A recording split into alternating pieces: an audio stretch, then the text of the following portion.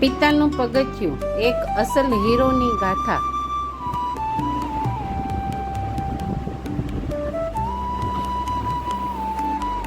પ્રસ્તાવના.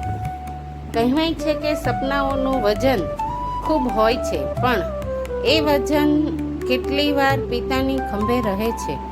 પિતા એક એવું નામ જેને ન તો પડકારોથી ડર લાગે, ન તો પરિસ્થિતિઓથી થાક આવે, જે પોતાના સપનાઓની બલિદાન આપી દે માત્ર એટલા માટે કે સંતાનના સપનાઓ ઊંચા ઉડી શકે.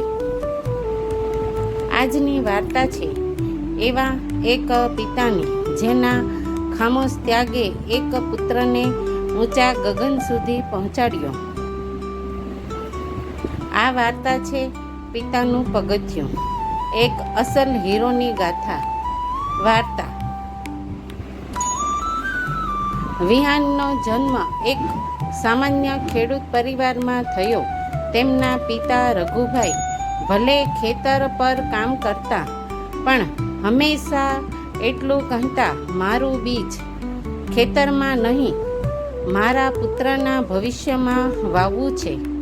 તેમને એક જ આસ હતી કે વિહાન ભણવાની સાથે આગળ વધે, જે તેમણે કદમ પગલે સાબિત કરવાનું શરૂ કર્યું હતું. વિહાને શહેરી સ્કૂલમાં દાખલ કરાવવા માટે રઘુભાઈએ પોતાનું ગાય ભેંસ વેચી નાખી.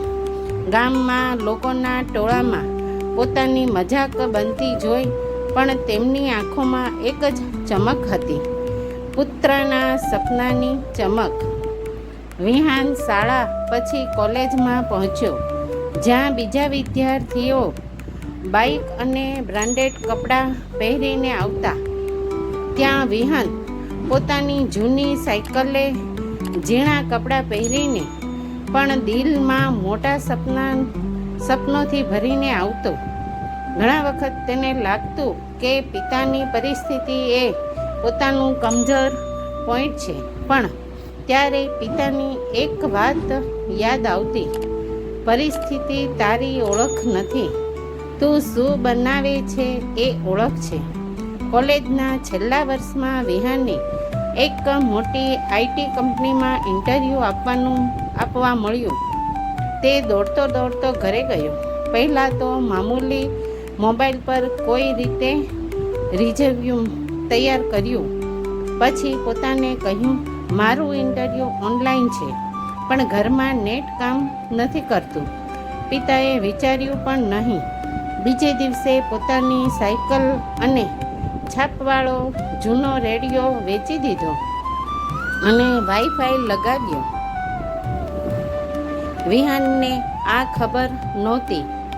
ઇન્ટરવ્યૂના દિવસે તેણે બાપા પાસે પૂછ્યું, ઘરે વાઈફાઈ ક્યારેથી? રઘુભાઈ હસ્યા. મારા સપનામાં તકલીફ આવે એ મારે સહન થતું નથી, એટલે તને જો વિહાનનું ઇન્ટરવ્યૂ સરસ થયું. થોડા દિવસમાં સિલેક્શનનું મેલ આવ્યું. જીભમાં ગળવી ગયેલું, આંખોથી પાણી છલકાયું. પિતાની આંખોમાં પણ પાણી હતું, પણ ખુશીની લકીરો સાથે નોકરી લાગી.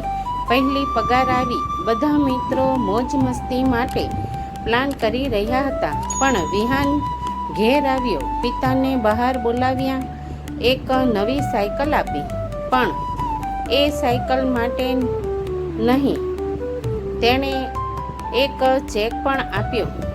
આ તમારું પગથિયું છે બાપા, હવે હું મારા પગથી ચાલતો શીખી ગયો છું. અંતમાં દરેક સપનાના પાછળ એક અસલ હીરો છુપાયેલો હોય છે, જે પોતાનું બધું ગુમાવીને તારી દુનિયા બનાવે છે. એ હીરો કોઈ ફિલ્મમાં નહીં હોય, એ હીરો તો તારા ઘરમાં હોય છે, તારામાં જીવતું તારું પિતૃત્વ. જો વાર્તા ગમી હોય તો લાઈક અને સબસ્ક્રાઈબ કરવાનું ભૂલતા નહીં. આવી વધુ હૃદયસ્પર્શી વાર્તાઓ લઈને ફરી પાછા આવીશું.